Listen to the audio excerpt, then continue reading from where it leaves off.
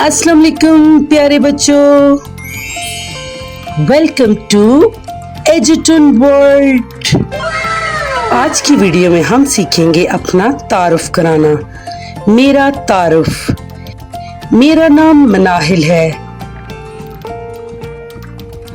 मैं 8 साल की हूँ। मैं तीसरी क्लास में पढ़ती हूँ। मैं पाकिस्तान में रहती हूँ। मेरे स्कूल का नाम गवर्नमेंट हाई स्कूल है।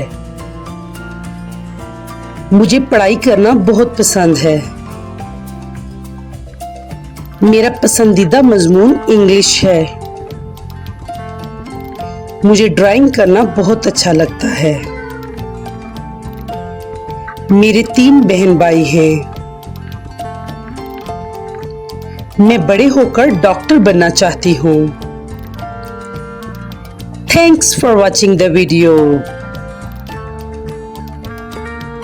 Please like and subscribe my YouTube channel.